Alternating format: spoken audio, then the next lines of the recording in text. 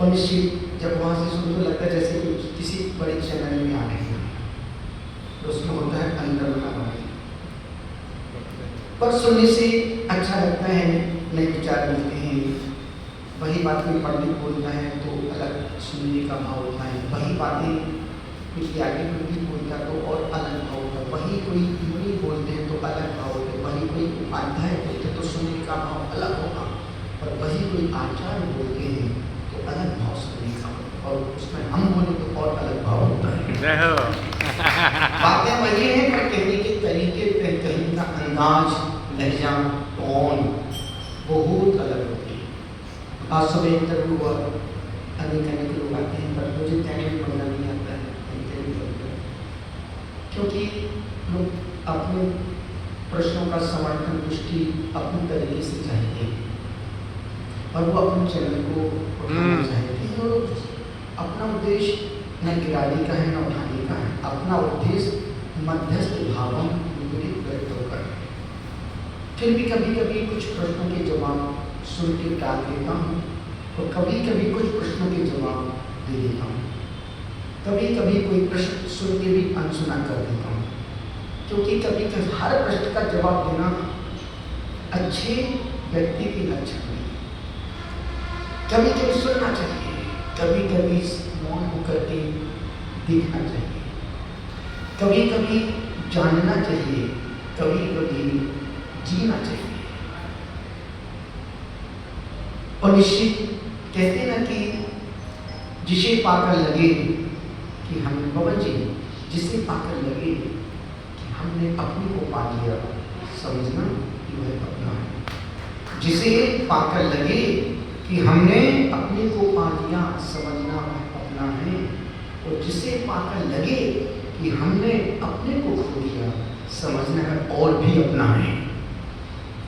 जब दांत पूरे होते हैं तो जिह्वा को बोध नहीं होता, जहाँ एक दांत टूट जाता है तो जिह्वा रानी 24 घंटे उसके अभाव को महसूस करती है। कि 5 उंगली 4 उंगलियां हैं, एक अंगूठा है, अभी कोई बोध नहीं है। जरा सा किसी भी उंगली में कुछ हो जाए, पूरा दिमाग उस स्थान पर फोकस होने लगता है। अभी पूरा शरीर जो ठीक बैठा है, किसी भी अंग में जरा सा दर्द हो जाए तो उस अंग का कितना महत्व है वो दर्द होने के बाद पता चलता है।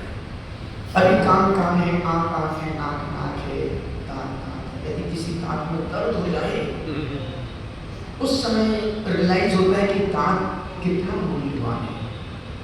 अभी 25 दांत ठीक है, अच्छे हैं, जरा सा कोई तकलीफ होती तो उस दांत का रियलाइजेशन कितना कठिन होता कि आप दांत भी है।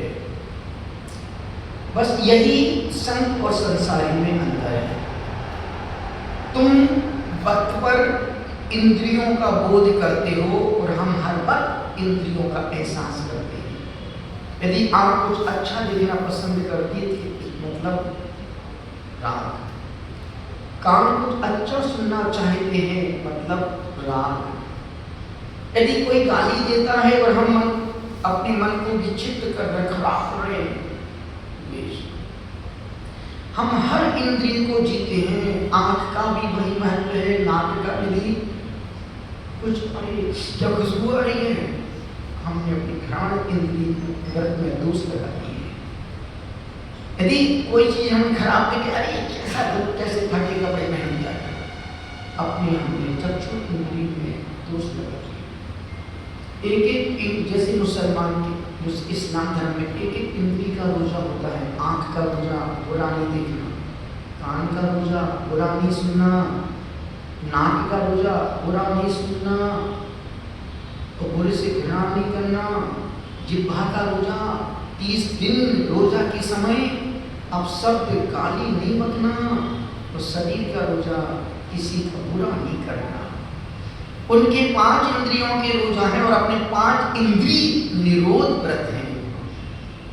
हमेशा किसी भी इंद्रिय से अच्छा ही नहीं दिखता है, कभी कभी बुरा भी अच्छा दिखना पड़ता है। हमेशा अच्छा है कान से सुनाई नहीं पड़ता, कभी कभी बुरा भी अच्छा मन को लगाना पड़ता है।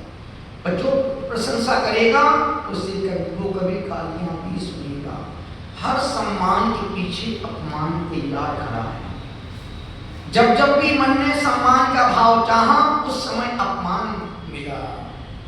जब जब भी फूल मांगा, उस समय कांटे पैर में चुभे गए। इसलिए आचार्य कहते भैया, न फूल की इच्छा रखो, न कांटों का चुभन होगा। ये धर्म मार्ग सब तरह से सहन करने का मार्ग है। हर तरीके से सहन करने, ठंडी में गर्म कपड़े नहीं पहनना, बरसात में बिना छाता नहीं लगाना, गर्मी में एसी कूलर में नहीं बैठना। एक प्रतिकूलता का मार्ग है संन्यास का मार्ग। हमें अपने मुताबिक भोजन नहीं मिलता है, जो ये बनाते हैं वो हम इनके मुताबिक अपना मन बना के खाते हैं। इनके मुताबिक अपना मन बना के खाते हैं। थाली में 10 सब्जियां रखी हैं, पर जो देगी वही लेंगे। ये नहीं बोलते भिंडी लाओ, ये नहीं बोलते करेले लाओ, नहीं, जो इन देगी वो क्यों? हमने अपना मन खाने पीने की बात। कितनी गर्मी चल रही दुनिया की, ये बोलते पंखे से खाओ, ठीक है। हम तो ये सब लाइट सब बंद करवाते हैं, पर तुम बैठ ना पाओ। कहाँ से पसीने आएगा सोच नहीं पाए, और कहाँ पहुँचेंगे, जगह कहाँ तक पहुँचेंगे और कहाँ पहुँचेंगे। इसलिए दिगंबर साधु प्रकृति का जीवन जीता है। ना ठंडी में ठंडी का एहसास। अभी हम लोग बद्रीनाथ गए थे, -3-4, उसमें भी ऐसे ही थे, कंबल भी ओढ़े, चटाई पर सोते भी हैं और कंबल को ओढ़ते नहीं है, धरती पर सोते, पाटे पर सो जाते हैं। लेकिन अच्छी खासी ठंडी जिया जीवन। जो भी दे दे मालिक तू कर ले कबूल, कभी कभी कांटों में खिलते हैं।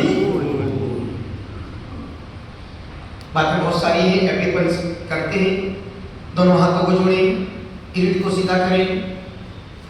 वह मंत्र महामंत्र पढ़ते हैं जिस मंत्र को पढ़ने से मन पवित्र हो जाता है। वह मंत्र गाते हैं जिस मंत्र को गाने से आवाज सुरीली हो जाती है। उस मंत्र को ध्याते हैं जिस मंत्र को ध्यान से चिंताएं नष्ट हो जाती हैं। वह मंत्र का स्मरण करते हैं जिस मंत्र का स्मरण करने से मेमोरी पावर बढ़ जाता है। और वह महामंत्र जिसको कुत्ते ने सुना, कुत्ते का जीव बोल गया। वह महामंत्र जिसको नाग ने सुना, वो धर्मनंदन पद्मावती बन गए।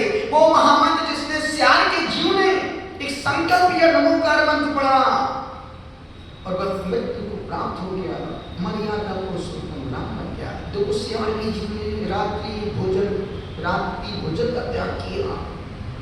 अब जैसी उसको प्यास लगी, मैं जानवर की बात कर रहा हूँ, इंसान की बात नहीं कर रहा हूँ।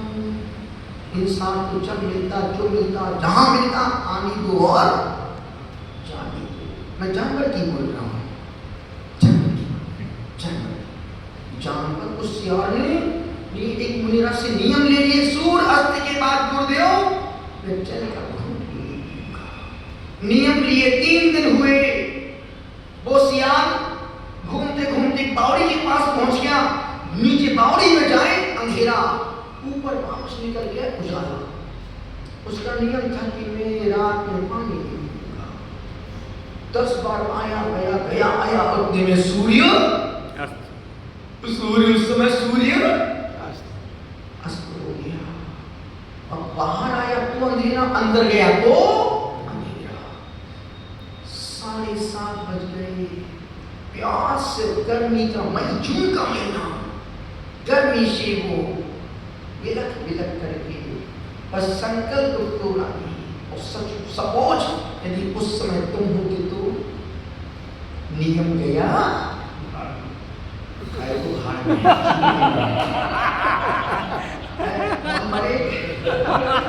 यार, जिससे प्यास मुझे वो पियो, जो मिल जाए वो पियो, जहां मिले वो पियो, और इससे वो नहीं, कोई भी व्यक्ति होगा वो। अब एक राजा किसी पार्टी में इनवाइटेड था, आमंत्रित था, उस दिन मंत्री अंति किसी काम से कहीं बाहर चले गए, तो अकेला राजा, अकेला सेठ उस पार्टी में अटेंड करने जा रहा। उसको भी खूब भूख लगी, खूब भूख, रास्ता भूल गया, पहुंचना था 5 बजे, वहां आधे रास्ते में उसको 8 बज गए रात के। उसको खूब भूख लगी, देखा कहीं पानी आने कुछ मिल जाए, कुछ नहीं मिला। एक आम के पेड़ के पास पहुंच गया, देखा और एक पकी आम लगे, पर आम तोड़े कैसे? यहाँ वहां देखा 2 आम पड़े थे। जैसे आम उठाने गया, वो आम पड़े तो थे पर मल पर पड़े थे, आदमी के मल पे आम पड़े थे। उसने देखा, आओ देखा ना दाओ, उठाया आम को पानी से धोया और खा लिया। कहते भूख ना देखे झूठी बात, नींद ना देखे टूटी खाट, प्यास ना देखे धोबी घाट, और काम ना देखे जाति गुजार। अब उस बंदे ने, सेठ ने देखा कोई देख ही नहीं दिया है, पास में नल का पानी में उस आम को जाओ फटाफट कुछ तरफ हुई, घोड़े पे बैठा चला गया। 7:30 बजे पहुंच वहां पर जहां उसको जाना था, और वहां तो सेठ सबसे पहले सेठ को बैठा दिया। एक नृत्यांगना नृत्य कर रही थी, सेठ जी सबसे आगे जाके बैठे, डांस चल रहा था। अब वो सेठ को देखो, सेठ मुस्कुराए, उसने एक डांस कर दिया, दूसरा गीत गाना शुरू किया। मैंने देख लिया है, ओह माय गॉड, मैंने देख लिया। वो सेठ सोच रहा था इस पगली ने कहाँ देख लिया, इस पगली ने कहाँ देख लिया। अब वो तो चोर की गाड़ी में। अब उसे 2-3 बार पैर को ठीक किया, फिर यूं किया, फिर टोपी को ठीक किया, फिर काला ठीक किया, ऊपर बहुत बढ़िया। अब उसने सेठ ने सोचा कि यार ऐसा हम कहीं बोल दे तो। सेठ उठा, उसने अपने गले का हाथ निकाला और उस नाचने वाली के हाथ में, वो सोची सेठ बड़ा खुश हो गया है। उसने एक लाइन को 3 बार गाया, एक हार मिला, मैंने देख लिया है, मैंने देख लिया है, मैंने देख लिया है।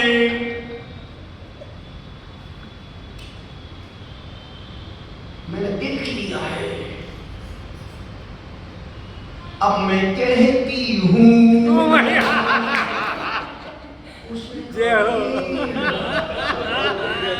कहीं कह दिया पूरी इज्जत। अब उस सेठ की धड़ में तो धक जीरा मोरा बस। अब मैंने देख लिया है, मैंने देख लिया है, मैंने देख लिया है, अब मैं कहती हूँ। सेठ उठा, उसने 500 की गिट्टी यूं निकाली, बहुत सुंदर उसके हाथ थी। वो सोची कि यार इसको ये गीत बहुत ही पसंद आ गया है, मैंने देख लिया है, अब मैं कह रही हूँ। तीसरी लाइन, अब मैं कह रही हूँ। शेर को गुस्सा कहते मैंने मल में बड़ा आम ही खाए, मैं पाप थोड़ी किया है। मैंने मल में बड़ा आम ही तो खाए, मैं पाप थोड़ी कहते। अरे वाह, अब उसको क्या पता किसने क्या खाया, ये क्या कहने वाली है। पूरी सभा में सुई पटक। सेठी हुआ क्या? अरे मैंने वहां पड़ा आम में आम पड़ा था, खा लिया उठा के। उसने पूरा आम चोर की डाढ़ी, तभी से कहावत बनी है, चोर की डाढ़ी में तिनका।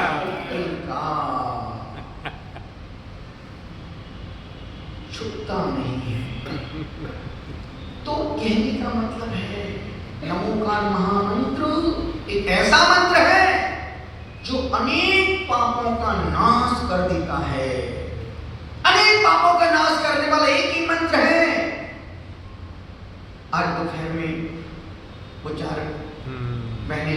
किशनगढ़ से बहुत ही प्यारी। इतनी प्यारी, इतने तरीके से रक्षाबंधन, जो कल हमने कहा था ज्योतिष भाई कि जो भी राखी बांधना उस गुरुओं की पिच्ची में बांधना, बच्चों का खेल। नहीं। इस पिच्ची में राखी बांधने का मतलब है तुम अपने कर्तव्य से बंध गए। और कल कहा था शाम को, पिच्ची में राखी वही बांधे जब तुम नगर में, शहर में, गांव में, कस्बे में रहते हो, कोई संत आ जाए और तुमको पता है कि कोई साधु नगर में आ रहा है, उसको लेने जाओ, सब सम्मान लेने जाओ। यदि वो साधु रुकता है उसकी व्यवस्था करो, भैया विनती करो। और यदि वो गांव से जाता है उसको गांव के बाहर तक छोड़ ले जाओ। यदि एक तुम कार्य कर सको तो पिच्छी में राखी बांधना, अन्यथा फोकट में धागा बांधे चलते फिरते नहीं है। ये चारों बहनें 2017 से लेकर के आज तक हर साल चारों बहनें बिना माँ बाप को छोड़ के, अपने अपने पतियों को छोड़ के, सिर्फ और सिर्फ, और पूरे कमल जी दोपहर कैसा, दोपहर का कितना मतलब प्रस्तुति, एक तरीका, पूरी सामग्री, पूरा सामान, पिच्ची गई बहन पिच्ची को हाथ में लेती, दूसरी बहन तिलक करती, तीसरी बहन राखी बांधती, चौथी बहन आरती करती है।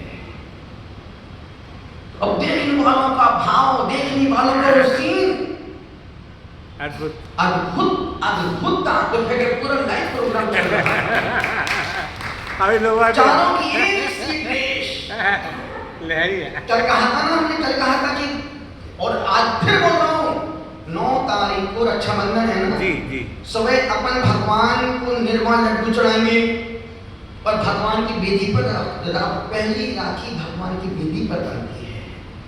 और फिर उसके बाद वो राखियां एक दूसरे को रक्षा के भाव से, सुरक्षा के भाव से, सद्भाव के भाव से, मैत्री के भाव से, प्रेम के भाव से उस सूत्र रूप में बांधते हैं।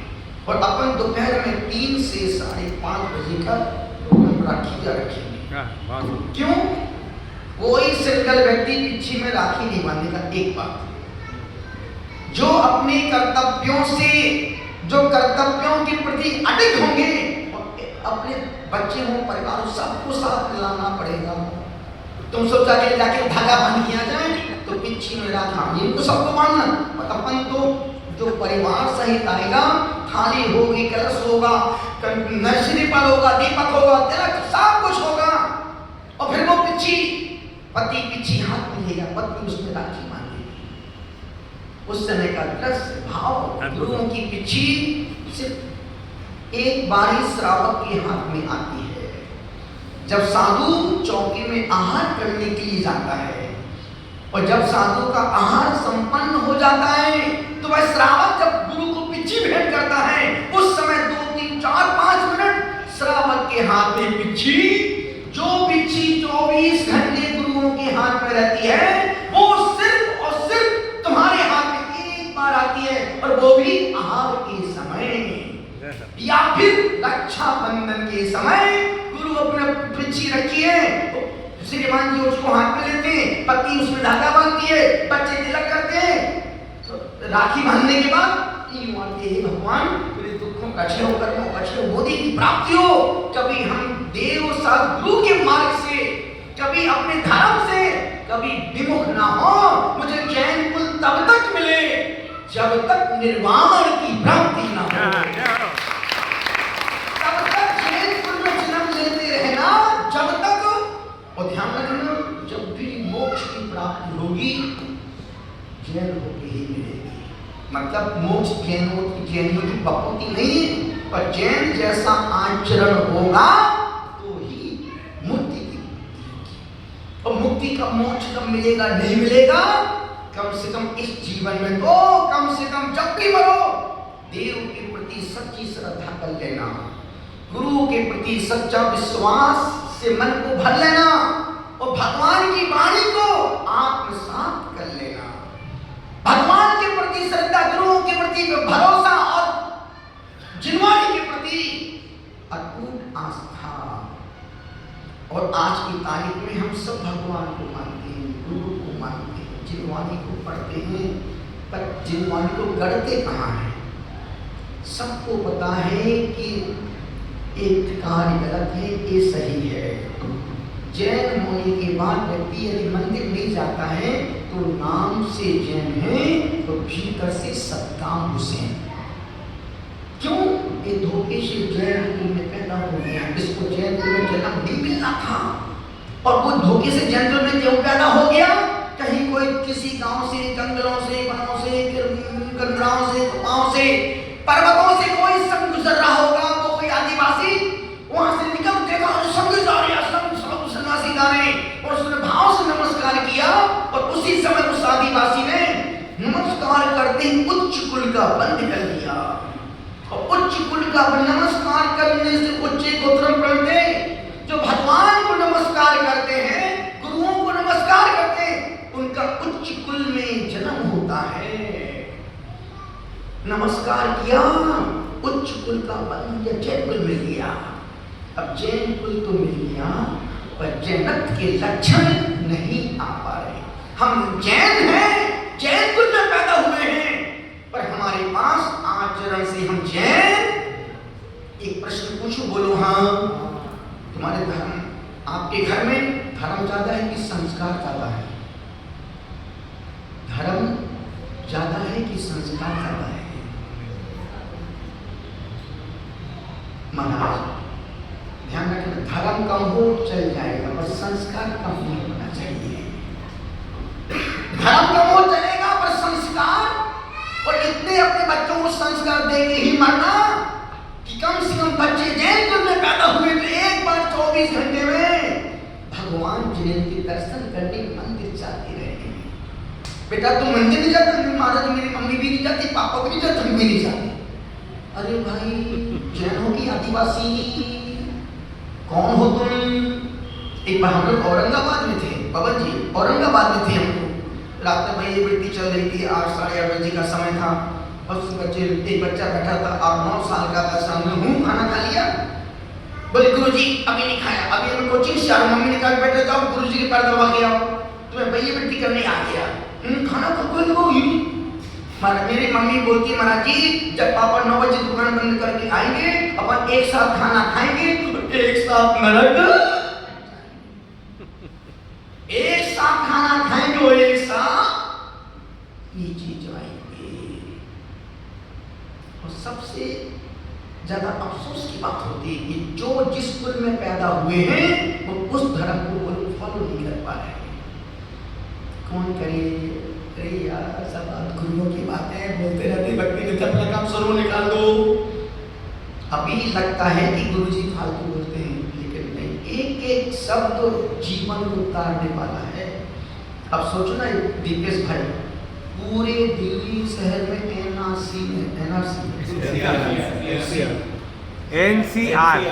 एनसीआर मतलब पूरे इस अंचल में एक ही परिवार है।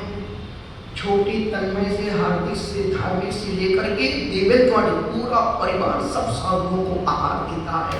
सब साधुओं को आहार देने की पात्रता अन्यथा बहुत से लोग आते हैं, कहीं पत्नी देती है, कहीं पति देता है, पत्नी नहीं दे पाती, कहीं बच्चे देते, माँ बाप बाहर से खड़े खड़े मेरा बच्चा गुरुजी को आहार दे दिया। एक समय था पवन जी, एक समय था कि माँ बाप आहार देते, बच्चे दूर खड़े होते थे। और आज वो समय के बच्चे चौकी के अंदर होते हैं और माँ बाप बाहर कांच के बात करें, मेरा बेटा गुरुजी को बाहर दे दे, बेटा फोटो खिंचवा लेना, काहे खिंचवा लेना फोटो? उसकी फोटो तो संतों के दिल में जब छोटे छोटे बच्चे गुरुओं को आहार देते हैं, सोचो बच्चों के पास कितना पुण्य, माँ बाप बाहर दूर से देख रहे हैं और बच्चे गुरुओं के हाथ में एक गिलास आहार दे रहे हैं। समय बदल रहा है क्योंकि बच्चों को पता है आज जो पुण्य मिल रहा है कि आने वाले 10-5 साल बाद ये पुण्य मिलने वाला है। पता नहीं कौन से साधु कैसे नियम, कैसा धर्म, कौन सा नियम संकल्प लेना पड़े। अभी तो सिर्फ 1 महीने में बेटा 1 महीने आलू का नहीं खाना रात को, इतना तो हम कर लेंगे। पर अच्छे बच्चे बच्चियां जो जिनका फेवरेट भोजन है आलू प्याज रात्रि भोजन, सोचो अब दीपेश भाई की उम्र क्या है, इन बच्चों की उम्र क्या है, 38-40-42 साल। आजीवन रात्रि भोजन त्याग, आलू प्याज का त्याग, लहसुन का त्याग, होटल में रात्रि भोजन भी करते हैं। तो बड़े 60 साल के ऊपर को देखो, दिल्ली में 80% लोग रात में भोजन करते हैं। अच्छे अच्छे परिवारों को देखना, त्योहार के दिन रात में जाके होटल में खाना खा रहे हैं, रेस्टोरेंट में। दुनिया के सब पाप करना, पर त्योहार के दिन कभी होटल रेस्टोरेंट में जाके रात में मत खाना। वैसे अभी रक्षाबंधन का दिन त्योहार आ रहा है, देखना सारी बहनें भाई को शाम को राखी बांधो, रात को चलो भाई रेस्टोरेंट। कितना बड़ा पाप। इसलिए अजैन लोग बोलते भैया जैन को जब मिल जाए तब खा लेते हैं, जो खिलाओ वो खा लेते हैं, जिस होटल में खिलाओ उसमें खा लेते हैं। अब जैनों का सिर्फ नाम का जैन है, उनका धर्म तो भीतर से खत्म ही हो गया है। और इस मामले में, धर्म के मामले में तुम मुसलमान बन जाओ, धर्म के मामले में तुम नरेंद्र मोदी बन जाओ। अमेरिका में जाते हैं, नवरात्रि का समय चल रहा है, राष्ट्रपति अमेरिका का बोलता है प्रधानमंत्री से डिनर लो, खाओ, पूरा पकवान 56 पकवान रखे, सोने की डिश रखी है थालियों में। मोदी, नरेंद्र मोदी 9 बजे हाथ उठे, मेरा अभी उपवास चल रहे हैं, मैं सिर्फ रासो पानी, वो भी अपनी बोतल का पानी पिया, 2 घूंट पानी भी नहीं पिया राष्ट्रपति का। तो सपोज उस समय तुम बोलते तो ऐसा मौका फिर कहाँ मिलेगा? समझ, ऐसा मौका फिर कहाँ मिलेगा? तुमने हमेशा मौके पर धर्म को दांव पे लगा दिया है। और इस समय व्यक्ति को धर्म के लिए, जब कभी किसी अजैन दोस्त की शादी पार्टी में जाओ, सिर्फ जाना, देखना, मुस्कुराना, खाना मत। तुम मन में एक कहीं यार जिसके खराब हो गया, कहीं कोई गुस्सा हो गया, अरे बेवकूफ, उसको पता है कि जैन व्यक्ति है, ये रात में नहीं खाता है। और यदि तुम उसकी शादी में रात में जाके खाना खा रहे हो, तो उसके दिमाग में ये बात बैठ जाती, जैन तो कभी भी खा लेते हैं। भले तुम घर में आके 12 बजे 1 बजे रात में खाना खाओ, घर में आके खाओगे 4 लोग देखेंगे, और बाहर शादी पार्टी में खाओगे 1000 लोग देखेंगे, तो तुमने जीते जी जैन धर्म की हत्या कर दी। जैन धर्म की हत्या का पाप हमने एक बार रात्रि भोजन वहां जाके कर लिया। उस सेठ ने कहा, मैंने देख लिया है, मैं बता दूंगी, तीसरे अब मैं कहती हूँ, मैंने बहुत बड़ा आमी का भी बात थोड़ी किया है।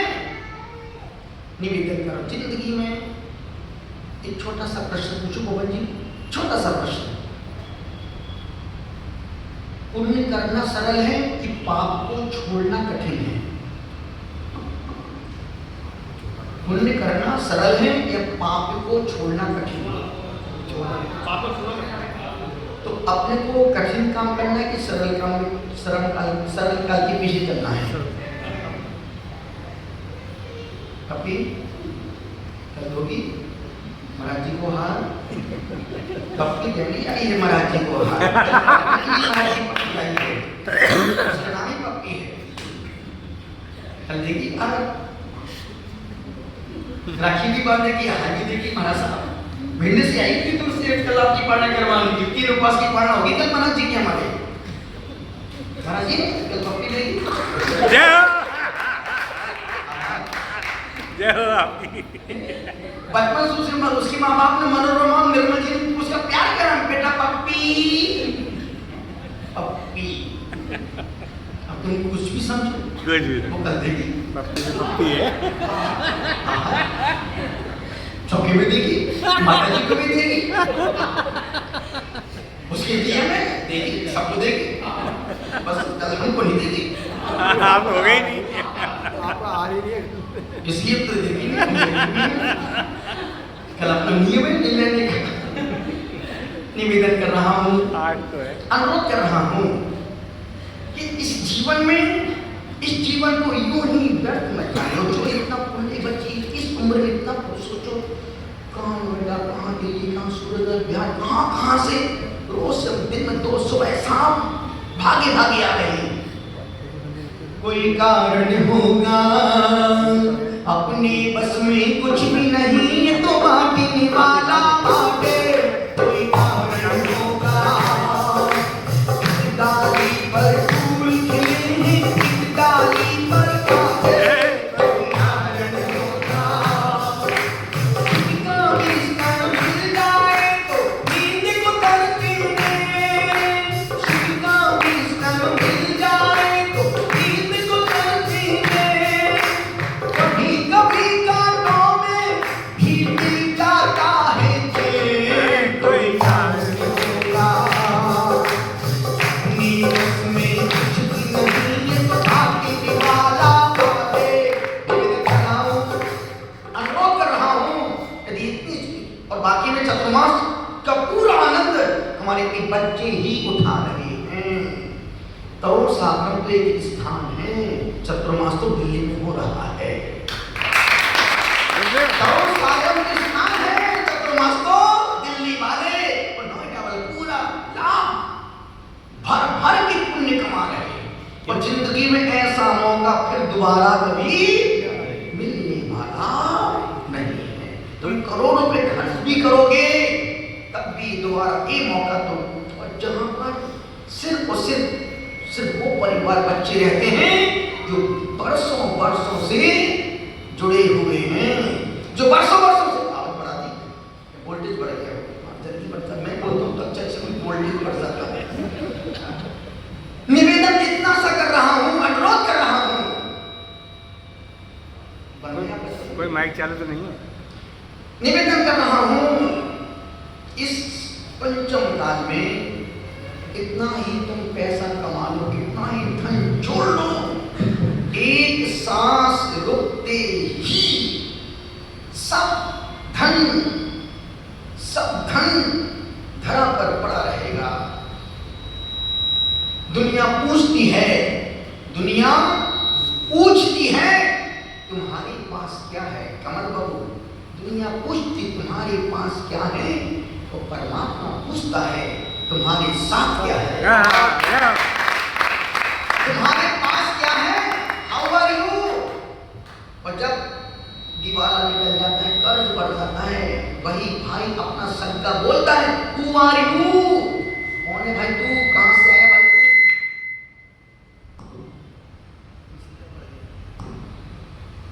निवेदन कर रहा हूं, अनुरोध कर रहा हूं,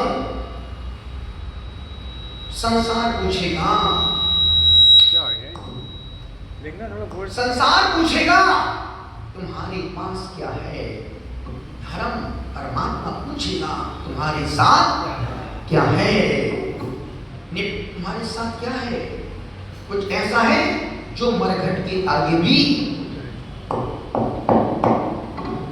जो मरघट के आगे भी तुम्हारे साथ जाए।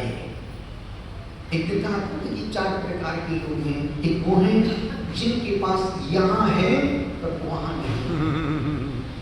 4 प्रकार के लोग हैं, एक वो हैं जिनके पास यहाँ है वहां नहीं है, दूसरे वो हैं जिनके पास वहां है यहाँ नहीं है, तीसरे वो हैं जिनके पास यहाँ भी है और वहां भी है, चौथे वो हैं जिनके पास ना यहाँ है और ना वहां, जो मर मर के रोज मर्रा की जिंदगी जी रहे हैं और जीवन को ढो रहे हैं। अब इन 4 में से कौन सी श्रेणी में आती है? यहाँ है पर वहां नहीं है, वहां है पर यहाँ नहीं है, यहाँ भी है और उसमें तो साधु सन्यासी आती, यहाँ भी है और वहां भी है। एक बात पूछो, बोलो हाँ, आप सुखी हैं कि हम सुखी हैं?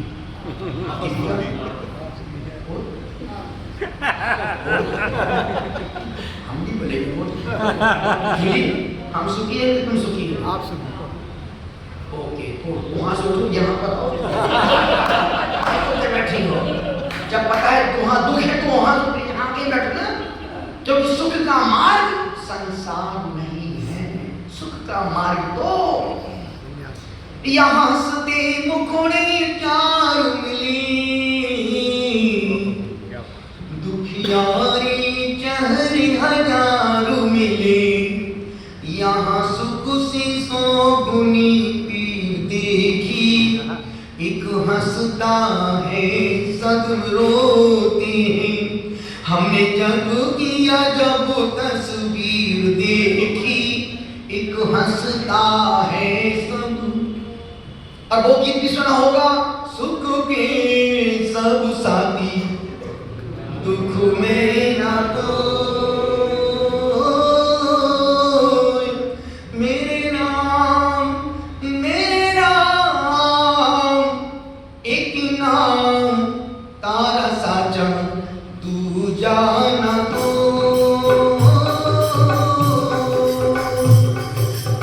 सुख के सब साथी, जब पुण्य का उदय होता है दुश्मन भी मित्र बन जाता है, और जब पाप का उदय आता है तो मित्र भी। तो बस ये है संसार की वास्तविकता। यहाँ पे अपनी पराई का एक बहाना है, यहाँ पे अपनी पराई का एक बहाना है। खूब जान लिया मतलबी जमाना है, गरीब जान की भगवन मुझे निभा लेना, तुम्हीं से प्रार्थना है अर्ज ना भुला देना। सुना है तुमने हजारों को बहु से पार किया, जिन्होंने याद किया बहु से तुमने उन्हें तार दिया। फंसी है नाव मेरी पार अब लगा देना, गरीब जान के। दुनिया में सबसे गरीब दिखने वाला यदि कोई है तो साधु सन्यासी, जिनके पास खाने को रोटी नहीं, पहनने को लंगोटी नहीं, रहने को झोपड़ी नहीं, पर दुनिया को जो दिख रहा है वो सच नहीं है।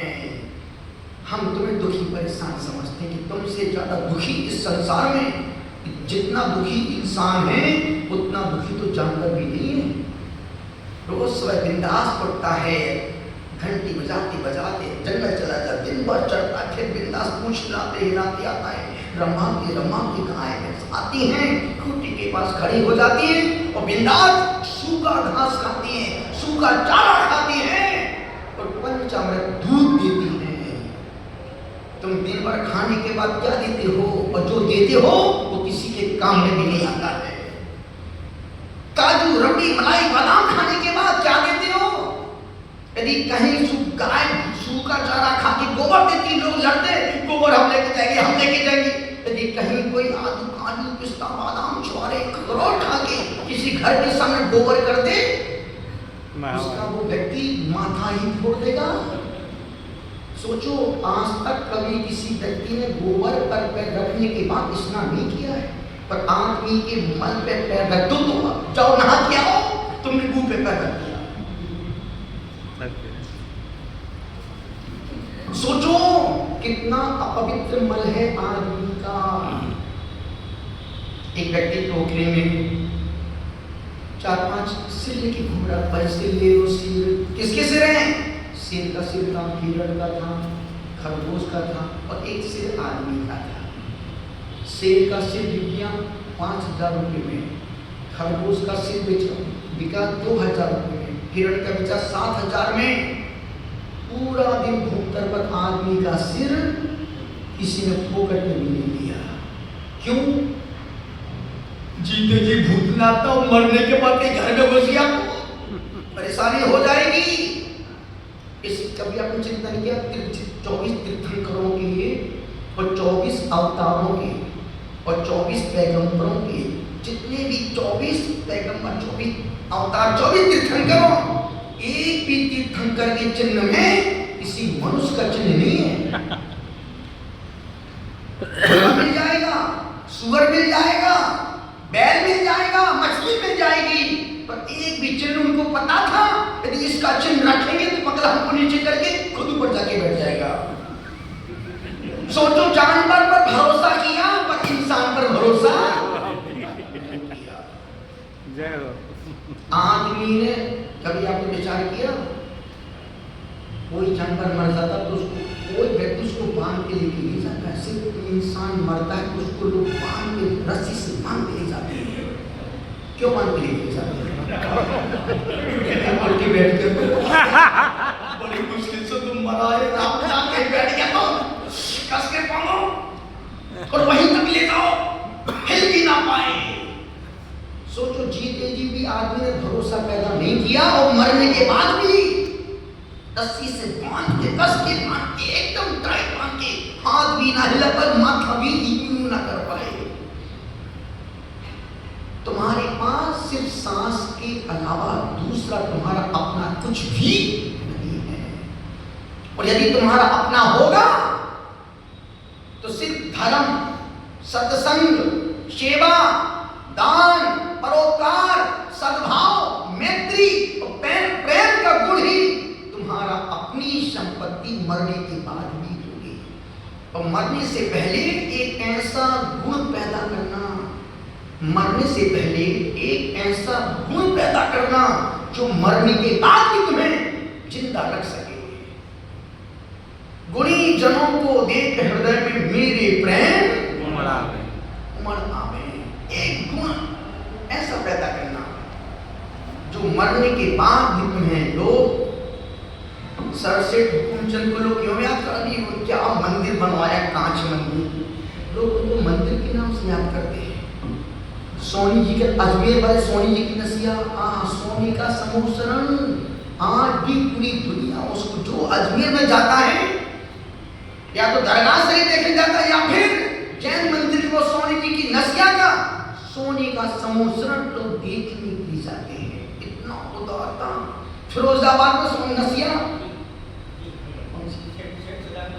छदामी लाल जी की वो नसी बड़ी भारी नसिया, ऐसी कीर्तिमान बना के रखना कि जो तुम मर जाओ तब भी तुम्हारा गुण लोग बड़े शक्ति आता, बड़े बड़े धनपति अभी देख रहे फ्लाइट में 200-250 लोग 50 सेकंड में निपट गए।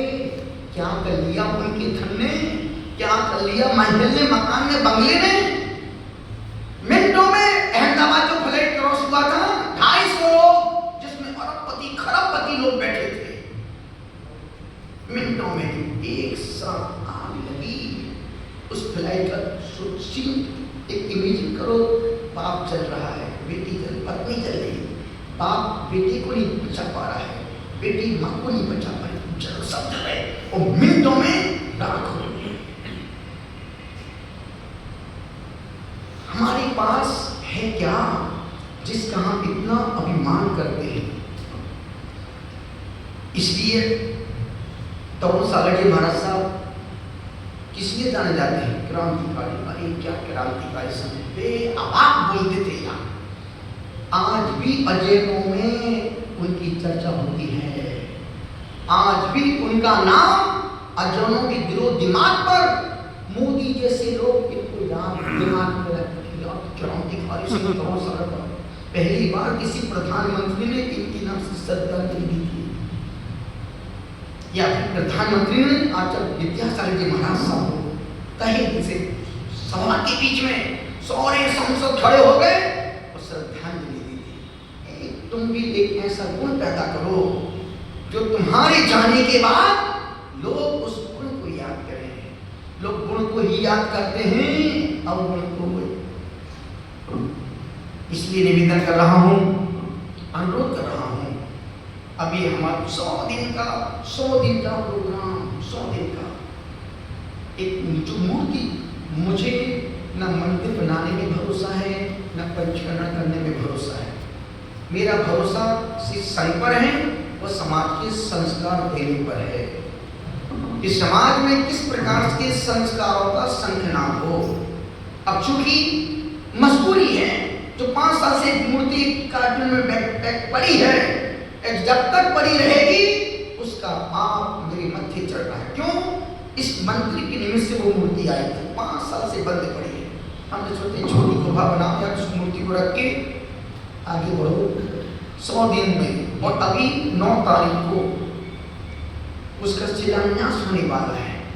आपने जिंदगी में बहुत से शिलान्यास देखे होंगे, पर पहली बार देखना, एक बार देखना तुम, जिसमें कोई बोली बोले आप ये मत सोचना कि पैसे तरुण सागर में हम कभी भिखारी बन के नहीं आए हैं, और प्रसन्न सागर कहीं चतुर्मास करते हैं या किसी तीर्थ पर बैठते हैं तो भीख मांगने के नहीं, सम्राट बन के बैठे हैं। हम भिखारी संत नहीं है बाबू, हम सम्राट संत हैं।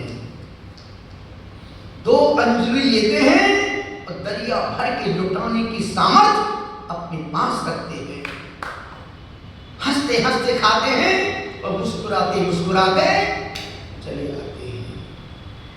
निवेदन इतना सागर एक बार जो देखना कि शिलान्यास, जो मंत्रों के शिलान्यास होते हैं, आधे पंडितों से बेवकूफ बनाते हैं लोगों को, समाज को। जब विधि क्रिया देखना है तो 9 तारीख को 10-11 बजे महाराज जी 9 बजे से 11 बजे के बीच में जो भी होगा, 10-11-12 के उस दिन त्योहार के दिन भी अच्छा दिन है, उस दिन आनंद आएगा। और दोपहर में राखी का प्रोग्राम 3 से 5-5:30 के बीच। उसके बाद फिर कोई भी आएगा, फिर राखी नहीं बनेगी तो नहीं बनेगी, और वो भी एक अकेले की एक के तो कैसे नहीं, एक साथ परिवार सब। विधि बताओ तरीके, जैसे वो 4 बहनें किशनगढ़ से, एक पटना से आई, एक जयपुर से, एक अहमदाबाद से, और एक किशनगढ़ से, पता नहीं। और सिर्फ पहली बार नहीं, 2017 से लेकर के इनकी पिता टीकम जी बोले महाराज की 4 बेटियां, एक बेटी के चक्कर में 4 बेटियां हो गई। हमने कहा हम चिंता क्या, हम तो खुद ले लूं। हमने कहा मैं बेटिया बनना स्वीकार करता हूँ। उस दिन बहनों सही गुरुदेव हर राखी पर हम कहीं भी रखे आपके पास राखी बांधने भक्ति। आज जो दोपहर में जो राखी जिस तरीके से राखी बांधी, वो बाकी में वो फीलिंग आ रही थी जैसे घर में ऐसा त्योहार। बहन आती है, थाली सजा के दीप जल गया है, श्रीफल रखा है, नरियल रखा है, उसमें सब कुछ रखा है। एक बहन पीछे में हाथ देती, एक बहन पीछे को हाथ में लेती है, दूसरी बहन तिलक करती है, तीसरी बहन राखी बांधती है, और चौथी बहन आरती करती है, पंच परमेश्वरी भगवान की गुरु की आरती करती है। यही तो पुण्य है, यही पुण्य मरने के बाद भी काम आएगा। धर्म से रिश्ता बना के रखोगे, मोक्ष तक रिश्ता चलता रहेगा। और संसारियों के रिश्ते में फंसे रहोगे, कब तुम्हारा संसारी मित्र कब सड़क पे जाके खड़ा कर दे, कोई भरोसा। एक बार चारों बहनों के लिए जो करते हैं, नमो का नाम करते हैं पूरे मन के साथ, पूरे मन के साथ। 9 तारीख को 100 दिन का जो एक छोटा सा बड़ा प्यारा गुफानुमा एक जो मंदिर बन रहा है, वो बनने के बाद जब देखोगे ना, हो ही नहीं सकता, बन ही नहीं सकता। और दुनिया में हमारे काम पर किसी को भरोसा तो होता ही नहीं। 557 यदि हम 40 किलोमीटर चल के भी आ जाए, पसीना बहाते, हो ही नहीं सकता, चल ही नहीं सकते। हर व्यक्ति अपनी कैपेसिटी के अनुसार संतों को नापता है, कर ही नहीं सकते, हो ही नहीं सकता। बद्रीनाथ से वो 14 दिन में हरिद्वार पहुंच ही नहीं सकते। अरे पगले मूर्खानंद पूरा सर पहुंच गया है, वो तुमको भरोसा नहीं हो रहा। तुम्हारा भरोसा, तुम्हारी नजर कब किससे किस पर बदल जाए, हमारी ना नजर पर भरोसा है, ना तुम्हारे भरोसे पर भरोसा है। और ध्यान रखना, चोर को सभी चोर दिखाई देते हैं, चोर को सब चोर ही दिखाई। यदि हमारे वरुण भाई बैठा है, हमने सहज किया कि 3 दिन का विधान हो रहा है, पर बाकी में ऐसा विधान जिसकी कोई प्रणाली नहीं थी, जिसकी कोई रूपरेखा नहीं, सिर्फ खड़े छत पे खड़े महाराज जी को विधान करवा देना किया, हम माथा लगाए, हम दिमाग तुरंत पे किया महाराज हमने, हमारा इसका विधान हमारा भी नहीं हुआ है, क्योंकि हम हर साल एक सिद्ध चक्र महामंगल विधान 3 दिन का करते हैं। दिव्य शाम गुरु जी आप तो करवा बस, और फिर उससे थोड़ा सा और गुरु जी कोई बस विधान हो गया। हम दिव्य अपने अभी 2 दिन में ही सेट करते हैं प्रोग्राम। बिल्कुल तो अब बस आपने बोल दिया, आपके दिमाग में आ गया, अब वो प्रोग्राम हो गया। फटाफट 2-3 लोगों को फोन लगवाया, वो तैयार। हम सोचे तो 15-20 जो जितने लोग हैं, जो बहुत करीब के हैं, आने जाने वाले हैं, 15-20 लोग बैठेंगे। विधान तो हम अपने आनंद के लिए करना था, और उस विधान में 100, 150, 200 लोग बैठे 3 दिन के विधान में। और जब विधान पूरा हुआ, ऐसा विधान हमने महाराज जी 70 साल में पहली बार, अच्छे बड़े जो नीचे नहीं बैठ पाते थे वो लोग 6-6 घंटे नीचे बैठ के स्वाहा। हमने सहज बोल दिया कि 3 दिन को उपवास करने से विधान करो, विधान का फल लाख गुना। और उनकी बात दिल में दिमाग में घुस गई। गुरुदेव आज का पहला उपवास, दूसरे दिन गुरुदेव आज का दूसरा उपवास, तीसरे दिन गुरुदेव आज का तीसरा। हम मेरा बंदे ने पहली बार 3 उपवास एक साथ जोरदार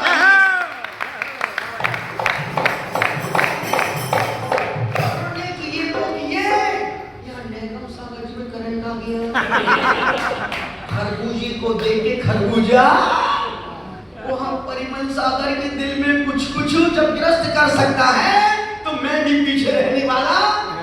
और फिर प्रभा माता जी ने भी, क्योंकि वो तो खैर व्रतों की खिलाड़ी है, वो तो 8, 16, 10, 32 उनके लिए बिल्कुल उपवास एकादश जैसे ही है। 5 लोगों ने 3 उपवास कर लिए, बिना मौसम, बिना माहौल, बिना उसके। तो कहने का मतलब है वो शिलान्यास जब देखोगे आप यही कहोगे, ऐसा शिलान्यास हमने जिंदगी में पहली बार देखा है। जब शिलान्यास इतना अच्छा होगा तो उसका अंजाम कितना अच्छा होगा। चलते हैं पूरे मन के साथ, बड़े मन के साथ नमो का गान करते हैं। सारी बातें हमें कौन हंसते हंसते बोलती हैं। रविवार को 9 तारीख को सुबह से शिलान्यास होगा, 9 से 11, 9, 10, 11 के बीच में मध्याह्न 3 बजे से राखी का प्रोग्राम। राखी कोई भी सिंगल बांधने नहीं आएगा। यदि तुम्हारी माँ नहीं हो, बच्चे नहीं हो, अकेला सिर्फ हो, वो मजबूरी का नाम। पर यदि फैमिली परिवार है, एक साथ आओगे तो क्या उससे क्या होगा, बच्चे देखेंगे, माँ बाप भी एक साथ होंगे, जब पूरा सबका आशीर्वाद मिलेगा, पीछे हाथ में बांधेंगे, वो दृश्य, वो सीन, वो भाव, वो माहौल अलग ही होगा। दोनों हाथों को जोड़िए, नमो का को पढ़ते हैं। हम भी बोलेंगे, आप भी बोलिएगा।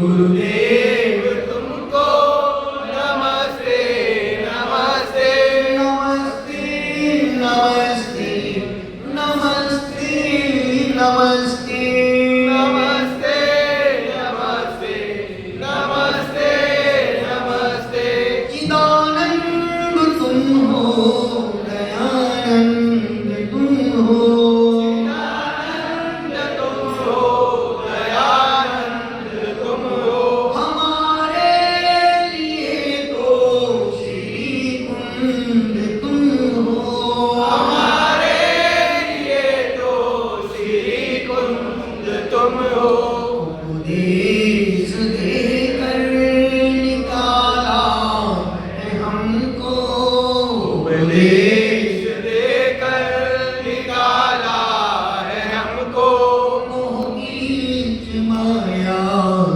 में बसते बसते मोगीच माया में बसते बसते गुरुदेव तुमको नमस्ते नमस्ते गुरुदेव तुमको नमस्ते नमस्ते नमस्ते नमस्ते नमस्ते नमस्ते नमस्ते नमस्ते नमस्ते हम नमस्ते सोने चलने पड़े खाने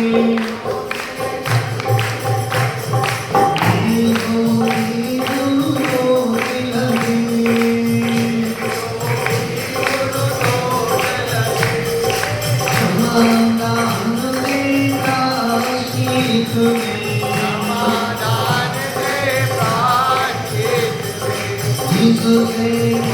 कर्मशील भगे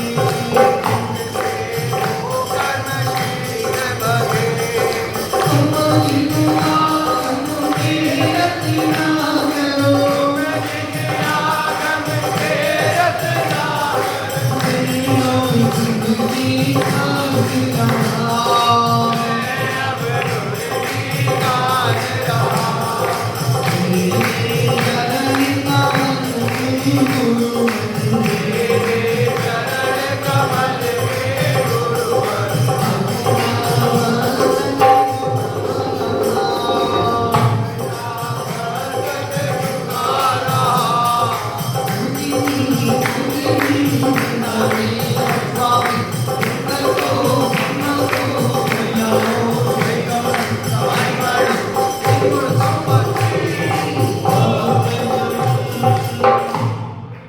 बोलो हे स्वामी हमसे सुबह से लेकर अभी के बीच में ये हुए नियमों में संकल्पों में व्रतों में जानी अनजाने में दोष लगे हो लगाए हो हे स्वामी आप हमें आज का प्रायश्चित देकर शुद्ध करो जिसको शुद्ध होना वो अपने हाथ ऊपर करो बोलो हे स्वामी हम रात्रि में सोने से पहले 10 मिनट नमोकार मंत्र पढ़ेंगे अभिनवाद Namokar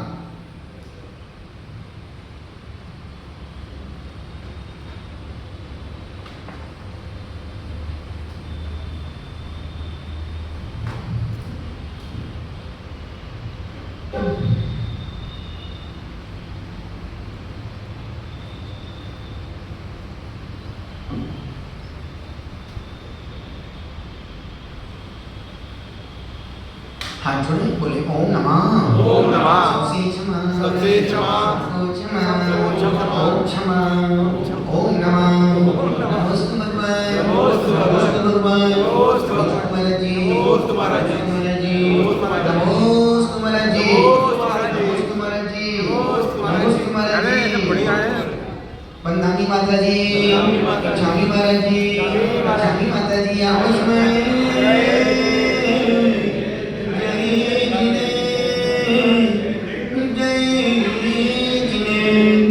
page number 161 161 page number 2 3 4 5 श्लोक पढ़ते हैं महाराज साहब उसका बहुत अच्छे से, बड़े प्यार से, बड़े आनंद से, भाव विभोर होकर पूरी ऊर्जा के साथ जब उसका अर्थ करते हैं तो लगता है कि आप यही बोलते रहे पर सुनते रहिए।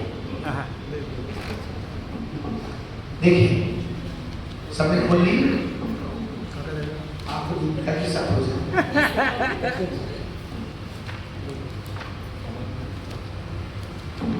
हाँ, पेज नंबर 161।